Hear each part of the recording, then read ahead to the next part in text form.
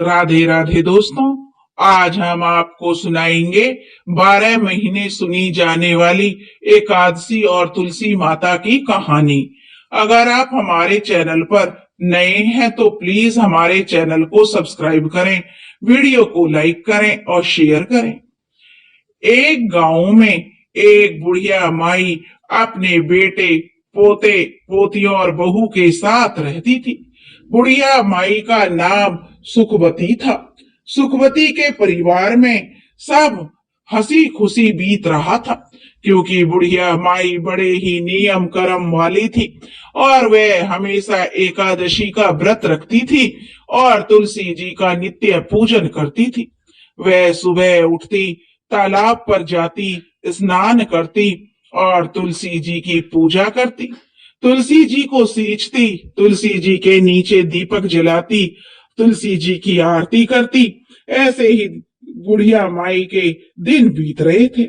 सुखवती की जो सखियां थी वह भी सुखवती के पास बैठकर कथा कहानियां सुनती थी और अपना ज्ञान बढ़ाती थी। एक बार की बात है, सुखवती अपनी सखियों के साथ बैठी हुई थी। उसकी हम उम्र सहेलियां भी बैठी हुई थी, जो कि संख्या में 7-8 थी। सारी शाम के समय आपस में बतिया रही थी। तब उनमें से एक कहने लगी बुढ़िया माई से कि सुखवती सखी, हम सोच रहे हैं कि द्वारकाधीश चलें। द्वारकाधीश की यात्रा करने का बड़ा मन हो रहा है। तो उनमें जितनी भी औरतें बैठी थीं, जो कि सुखवती की सखी थीं, सब कहने लगे, अरे यह तो बहुत अच्छी बात है, हमें अपने जीवन में द्वारकाधीश के दर्शन जरूर करने चाहिए। इसलिए उन्होंने कह दिया कि चलो अब की बार हम द्वारकाधीश चलते हैं। जब सब सखिया से पूछने लगे कि बुढ़िया काकी तुम भी बताओ, क्या तुम चलोगी द्वारकाधीश की जो तीर्थ यात्रा के लिए? क्योंकि उन सखियों में कुछ कम उम्र की भी थी, जो बुढ़िया को काकी कहकर बुलाती थी। बुढ़िया माई का बड़ा मन था द्वारकाधीश की यात्रा करने के लिए। बुढ़िया माई कहने लगी अपनी सखियों से कि भाई पहले मैं अपने बेटे से पूछूंगी और तब मैं आप लोगों को बताऊंगी। बुढ़िया माई घर आ गई। बुढ़िया माई का जो बेटा था वह अपना नौकरी करता था। जब वह शाम को घर आया तो बुढ़िया माई के जो पोते पोतियां बुढ़िया माई के लिए खाना लेकर गए, तो बुढ़िया माई ने खाना खाने से इनकार कर दिया, कह दिया कि आज मेरा मन नहीं है। उधर जब बुढ़िया माई का बेटा खाना खाने लगा तो उसने अपनी पत्नी से पूछा कि क्या मेरी माँ ने खाना खा लिया है? तब उसकी पत्नी कहने लगी, देखो जी, आपकी माँ ने आज खाना वापस भिजवा दिया। कहने लगी कि मेरा खाने का मन नहीं है। यह सुनते ही बुढ़िया माई का बेटा, जिसका नाम मुरली था, वह अपनी माँ के पास गया और जाकर कहने लगा, माँ क्या बात है, आज तुमने खाना क्यों नहीं खाया? तब बुढ़िया माई कहने लगी, बेटा आज मेरा मन नहीं है। तब बेटा बोला, क्या माँ आपकी कहीं तबीयत तो खराब नहीं है? अगर कोई परेशानी है तो मुझे बताओ, मैं अभी वैद्य जी के पास आपको लेकर चलता हूँ। तब बुढ़िया माई कहने लगी, नहीं बेटा, मुझे कोई परेशानी नहीं है, बस मेरा मन जो द्वारकाधीश की यात्रा करने का कर रहा है। तब बेटा बोला, माँ खुलकर बताओ बात क्या है। तब बुढ़िया ने शाम को हुई जो अपनी सखियों के बीच की सारी बातें अपने बेटे को बता दी कि बेटा मेरी 8-10 सखियां द्वारकाधीश की यात्रा पर जा रही हैं और मेरा भी बड़ा मन है कि मैं भी द्वारकाधीश की यात्रा पर जाऊं। इतनी बात सुनकर बेटा बोला, माँ तो कोई बात नहीं, इसमें इतना सोचने की क्या बात है, मैं तुम्हारा यात्रा पर जाने का प्रबंध कर देता हूँ, तुम यात्रा पर चली जाओ। तो बुढ़िया माई बेटे के मुंह से सुनकर बड़ी खुश हो गई और वह अपने द्वारकाधीश का ध्यान करने लगी और वह कहने लगी, बेटा पर मेरी एक और चिंता है। तब बेटा बोला, माँ बताओ क्या बात है? और माँ बोली, बेटा अगर मैं द्वारकाधीश की यात्रा के लिए जाऊंगी तो कम से कम 4-5 दिन तो लग ही जाएंगे। और फिर उसके बाद मेरी जो आंगन में तुलसी रखी है उसे कौन सींचेगा, उसकी कौन पूजा पाठ करेगा, कौन उसकी आरती करेगा। तब बेटा बोला, माँ तुम चिंता मत करो, वह सब तुम्हारी बहू कर लेगी। मैं उससे बोल दूंगा, वह तुम्हारी तुलसी जी की पूजा कर लेगी। अब बुढ़िया माई निश्चिंत हो गई और वह कहने लगी, ठीक है बेटा। और अगली सुबह बुढ़िया माई की द्वारकाधीश जाने की तैयारियां होने लगी। बुढ़िया का बेटा अपनी पत्नी से बोला कि सुनो भाग्यवान, मेरी माँ द्वारकाधीश की यात्रा पर जा रही है, इसलिए मेरी माँ के लिए काजू बादाम के अच्छे से लड्डू बना दो, ताकि रास्ते में मेरी माँ को कोई परेशानी ना हो। अब जो बुढ़िया की बहू थी वह मन में सोचने लगी, मुझे तो एक दिन के लिए भी मायके जाने नहीं देते हैं, इनके काम बिगड़ते हैं। और अब देखो बुढ़िया माई आराम से 4-5 दिन की यात्रा के लिए जा रही है। चलो यात्रा के लिए जा रही है वो तो ठीक है, अब इनकी पूजा पाठ का काम भी है मुझे सौंप कर जा रही है। बुढ़िया की बहू कुछ कह तो नहीं पा रही थी, लेकिन उसने मन ही मन एक साजिश रची। उसने जो बोली अपने पति से तो बोल दिया, ठीक है मैं माँ के लिए गोंदगिरी और बादाम काजू के लड्डू बना दूंगी और उन्हें एक डब्बे में भर के माँ जी को दे दूंगी। बेटा तो अपना सुबह नौकरी पर चला गया और जो बुढ़िया की बहू थी उसने क्या किया कि जो तुलसी जी का गमला था जिसमें तुलसी लगी हुई थी उसमें से उसने तुलसी जी को जड़ से उखाड़ लिया और जड़ समेत उसे एक पीतल के डब्बे में भर दिया और अपनी सासू माँ को थैले में रखकर दे दिया। बोली, लो माँ जी, इसमें गोंदगिरी के काजू बादाम के लड्डू हैं, आप इन्हें रास्ते में खा लेना। और बुढ़िया माई अपने बेटा बहुओं को आशीष देती हुई जो अपने चल दी अपनी तीर्थ यात्रा के लिए। चलते समय अपनी बहू से बोली, बेटी मेरी तुलसी जी का ध्यान रखना। बहू बोली, ठीक है माँ जी, आप बेफिक्र होकर जाइए। अब बुढ़िया माई ने तो आशीर्वादों की झड़ी लगा दी कि बहू ने तो मुझे काजू बादाम के लड्डू बनाकर दिए हैं। वह कहने लगी, दूधो नहाओ पूतो फलो, लाखों में बैठो करोड़ों में उठो, दिन दूनी रात चौगनी तरक्की करो। उसके मुंह से तो आशीष फूट रहे थे। और सौभाग्यवती रहो, मेरे बेटा का अच्छा काम चले। अब वह तरह तरह के आशीर्वाद देती हुई बुढ़िया माई अपनी सखियों के साथ जा मिली। अब सारी सखियां और बुढ़िया माई द्वारकाधीश की पैदल ही यात्रा कर रही थी। यात्रा करते करते उन्हें शाम हो गई। शाम के समय जब वो थक गईं तो एक जगह जो उन्होंने देखा कि सराय सी बनी हुई है, वहां पर बैठकर वो जो विश्राम करने लगी और अपना खाने पीने के लिए जो सामान लाई थी सब निकाल कर खाने लगी। तब बुढ़िया माई ने अपना डब्बा खोल कर देखा तो उसमें घी से चूर काजू बादाम के लड्डू धरे हुए थे। बुढ़िया माई ने आधा लड्डू खुद खाया और आधा लड्डू सब सखियों में भी बांट दिया और भगवान का भोग भी मन ही मन लगा दिया। अब सब सखियां कहने लगी, अरे जो सुखिया सुखवती, क्योंकि उसका नाम सुखवती था तो सब सुखिया भी कहते थे, अरे तुम्हारी बहू तो बड़ी अच्छी है, देखो तुम्हारी बहू तुम्हारा कितना ख्याल रखती है, तुम्हारी बहू ने तुम्हारे लिए घी के और काजू बादाम के लड्डू बनाकर दिए हैं। और एक हमारी बहू है जिसने देखो तेल के पराठे बनाकर दिए हैं। तब दूसरी बुढ़िया बोली, अरे मेरी बहू ने तो सूखी रोटियां दी हैं। तीसरी औरत कहने लगी, अरे मेरी बहू ने तो ये देखो मिर्च और रोटियां दी हैं। और फिर ऐसे ही सब कहने लगी आपस में अपनी बहुओं की। एक कहने लगी, मेरी बहू ने तो अचार से रोटी दी है, अरे सुखवती तू तो बड़ी भाग्यवान है जो तुझे ऐसे बहू बेटा मिले हैं। अब तो सुखवती के मन से जो बेटा बहू के लिए 100-100 आशीर्वाद निकलने लगे, क्योंकि आज उसे अपने अंदर बड़ा ही यह महसूस हो रहा था कि उसके बेटा बहू उसकी कितनी परवाह करते हैं। उसे अपने बेटा बहू पर बड़ा प्यार आया। वह अपने पोते पोतियों बेटा बहुओं को मन ही मन आशीष की झड़ी लगा रही थी और भगवान द्वारकाधीश के जो गुण गा रही थी और तुलसी माता को याद कर रही थी। चलते चलते अब वो सारी सखियां द्वारकाधीश पहुंच गईं। द्वारकाधीश पहुंच गई। तो जब वो वहां पहुंची तो शाम का समय हो रहा था। शाम का समय था तो वहां पर बहुत लंबी भीड़ लगी हुई थी। लंबी लाइन लगी हुई थी द्वारकाधीश के दर्शन करने के लिए। तो बुढ़िया माई मन ही मन सोचने लगी आंख बंद करके, हे प्रभु जी, इतनी लंबी भीड़ है, अगर मुझे आपके दर्शन नहीं हुए और पट बंद हो गए तो मेरा आना तो यहाँ बेकार हो जाएगा। तभी बुढ़िया माई द्वारकाधीश से मन ही मन अपनी जो प्रार्थना कर रही थी, हे प्रभु, एक बार जीवन में मुझे दर्शन दे दो। मैं बड़ी दूर से आपके दर्शन के लिए पैदल चलकर आई हूँ। हे प्रभु, आपके दर्शनों की प्यासी हूँ। आप बुढ़िया माई की आंख खुली तो देखा उसने एकदम से चमत्कार हो गया। वह तो लाइन में सबसे आगे खड़ी थी और द्वारकाधीश जी सामने। बुढ़िया माई की तो हैरानी का ठिकाना नहीं रहा।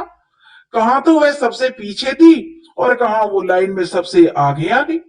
पंडित जी सबका प्रसाद चढ़ा रहे थे। अब बुढ़िया माई ने अपना डब्बा खोलकर देखा तो उसमें एक लड्डू और एक तुलसी जी की पत्ती रखी हुई थी। अब बुढ़िया माई ने वही लड्डू और तुलसी जी की पत्ती द्वारकाधीश को चढ़ाने के लिए यानी भोग लगाने के लिए पुजारी जी को थमा दी। फिर मन ही मन सोचने लगी बुढ़िया माई, हे प्रभु, यहाँ तो एक से एक अमीर सेठ आए हुए हैं, महंगी से महंगी मिठाइयां लाए हुए हैं, लेकिन मेरी मिठाई का कहाँ नंबर आएगा जो द्वारकाधीश मेरी मिठाई का भोग लगाएंगे। अब वे मन ही मन भगवान को याद कर रही थी, हे प्रभु, मेरी भी जो लड्डू का भोग लगाओ और मुझे निहाल करो। अब बुढ़िया माई ने आंखें खोली तो उसकी आंखें आश्चर्य से फैल गई, क्योंकि द्वारकाधीश के हाथ में जो लड्डू था यह वही लड्डू था जो बुढ़िया माई ने भोग लगाने के लिए दिया था, और वही तुलसी की पत्ती थी जो ठाकुर जी के हाथ में। अब तो जो बुढ़िया माई बड़ी प्रसन्न हुई, वह तो गदगद हो गई कि प्रभु ने मेरा भोग स्वीकार कर लिया। तभी जो द्वारकाधीश जी के पुजारी जी थे वो सबको प्रसाद दे रहे थे, तो उसने बुढ़िया माई को भी प्रसाद दिया। बुढ़िया माई ने वह प्रसाद अपने पल्लू में ले लिया और हाथ जोड़ लिए। फिर उस प्रसाद को सोचने लगी, यह प्रसाद मैं घर लेकर जाऊंगी, अपने बहू बेटे और पोते पोतियों के साथ मिलकर इसका जो भोग लगाएंगे और सब ग्रहण करेंगे, क्योंकि यह द्वारकाधीश का आशीर्वाद है। यह सोचकर उसने उस पीतल के डब्बे में वह जो भोग था, जो पुजारी जी ने प्रसाद दिया था, उस प्रसाद को बुढ़िया माई ने रख लिया और बाहर आ गई। बाहर आ गई तो काफी देर वह अपनी सखियों का इंतजार करने लगी। जब काफी देर बाद उसकी सखियां आई तो कहने लगे, अरे, बड़ी घबराहट हो रही है, बड़ी भीड़ थी, हमें तो सही से दर्शन भी नहीं हुए द्वारकाधीश के, इतना चलकर आए हैं, इतनी धक्का मुक्की है, लेकिन हमें ना दर्शन नहीं हुए। कोई कहती, अरे मुझे तो थोड़ा थोड़ा सा हुए थे, बड़ी भीड़ है। सब अपनी परेशानियां गिना रहे थे और बुढ़िया माई मनी मन मुस्कुरा रही थी। वह कहने लगी कि मुझे तो द्वारकाधीश के बहुत अच्छे से दर्शन हुए हैं और मेरा तो भगवान ने प्रसाद भी ग्रहण किया है। इस तरीके से अब वो सारी सखियां अपनी द्वारकाधीश की यात्रा करके अपने गांव के लिए वापस चल दी। घर पहुंचने पर बुढ़िया माई ने अपने बेटे बहू को आवाज लगाई। बेटा अंदर से आया और माँ के पैर छुए। बेटा को माँ ने बहुत ही आशीर्वादों की झड़ी लगा दी। जुग जुग जियो मेरे लाल, मेरी यात्रा बड़ी सफल रही। फिर कहने लगी, अरे बेटा, बहू दिखाई नहीं दे रही है, क्योंकि बेटा हाथ में पानी का गिलास लेकर खड़ा था कि मां लो पानी पियो और आराम से बैठ जाओ। पानी का गिलास जब बेटा लेकर खड़ा था तो बुढ़िया माई पूछने लगी, बेटा, बहू कहाँ गई है? तब बेटा बोला, माँ, मैंने उसे घर से निकाल दिया।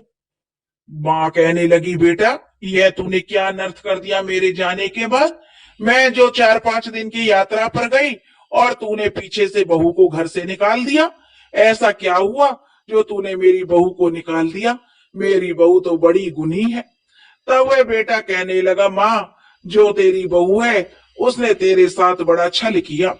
मैंने उसे गोंद और बादाम काजू के लड्डू बनाने के लिए बोला था, कि मेरी माँ यात्रा पर जा रही है, और उसने आंगन में लगी तुलसी को उखाड़कर उसकी जड़ समेत ही उसे जो पीतल के डब्बे में भरकर तुम्हें दे दिया। अब बुढ़िया माई कहने लगी, रे बेटा, मैंने तो डब्बा खोलकर देखा था, उसमें तो काजू बादाम के ही लड्डू थे, और मैंने भी खाए और अपनी सखियों के भी खिलाए।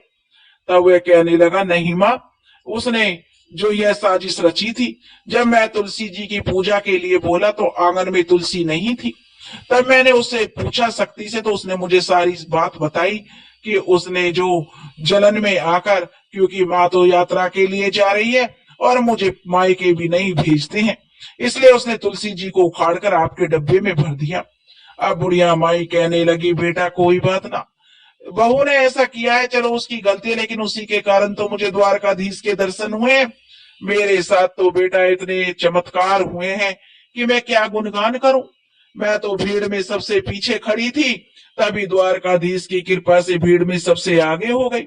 और तो और बेटा, मेरे जो डब्बे में एक तुलसी जी का पत्ता और एक लड्डू था, शायद तुलसी माता की कृपा से ही वह तुलसी जो लड्डुओं में बदल गई थी, और एक पत्ता मेरा इसीलिए छोड़ दिया था कि मैं भगवान का भोग लगाऊं, क्योंकि द्वारकाधीश को, ठाकुर जी को तो बिना तुलसी के पत्ते का भोग लगाया ही नहीं जाता, इसीलिए उन्होंने मेरा भोग स्वीकार किया था, क्योंकि उस पर तुलसी दल भी था। अब तो बेटा मेरी बहू ने चाहे कुछ भी किया, मुझे तो जो बहू की वजह से ही जो यह सब चमत्कार हुए हैं और ठाकुर जी के इतने अच्छे दर्शन हुए हैं, मैं तो द्वारकाधीश की दर्शन करके निहाल हो गई। बेटा तू अभी जा, बहू मायके में होगी, उसे लेकर आ। अब बेटा अपनी माँ की बात को क्या टालता, बेटा जो चल दिया अपनी पत्नी को लाने मायके, और अपनी पत्नी को लेकर आ गया। जब बहू मायके से घर आई तो अपनी सासू माँ के पैरों में पड़ गई और माफी मांगने लगी। तब बुढ़िया माई कहने लगी, अरे बहू, मैंने तो तुझे कब का माफ कर दिया, तेरी वजह से तो मुझे भगवान के दर्शन हुए हैं। अगर तू ऐसा ना करती तो पता नहीं मुझे भगवान के दर्शन भी होते या नहीं होते। मैंने तुझे माफ कर दिया, लेकिन हाँ, अगर तुझे माफी मांगनी है तो एकादशी माता और तुलसी माता से मांग। अब बहू ने तुलसी माता से माफी मांग ली, और फिर सास को याद आया, अरे मैं तो जो द्वारकाधीश से तुम्हारे लिए प्रसाद लेकर आई थी, याद भी किया है, बच्चे आए थे खेलते हुए। कहने लगे, दादी माँ आ गई, दादी माँ आ गई। दादी माँ आप यात्रा पर गई थी तो हमारे लिए क्या लेकर आई? दादी माँ बोली, अरे बच्चों, मैं सबके लिए वहां से ना द्वारकाधीश का प्रसाद लाई हूँ, सब थोड़ा थोड़ा मिल बांट कर खाएंगे। आप जैसे ही बुढ़िया माई ने अपने थैले में से वह पीतल का डब्बा निकाला और उसमें से वह प्रसाद निकालने लगी, तो उसमें तो जो लड्डू था वो तो नहीं था, लेकिन डब्बा पूरा हीरे मोतियों से भरा हुआ था। यह देखकर बुढ़िया बुढ़िया की बहू बेटों की भी आंखें आश्चर्य से फैल गई। वह कहने लगी, बेटा, इसमें तो मैंने लड्डू रखा था, पता नहीं कहां से इसमें इतना सारा हीरा मोती और सोना चांदी आ गया है। तब बेटा बहू कहने लगे, माँ, यह सब एकादशी और तुलसी माता की कृपा के कारण हुआ है। आपकी लगन सच्ची थी, आपकी भक्ति सच्ची है, इसलिए उन्होंने आपको आपकी एकादशी और तुलसी माता की पूजा का फल दिया है। अब तो बहू बेटा माँ के कदमों में पड़ गए। माँ बोली, बेटा मुझे छोड़, तुलसी माता के कदमों में पड़ो।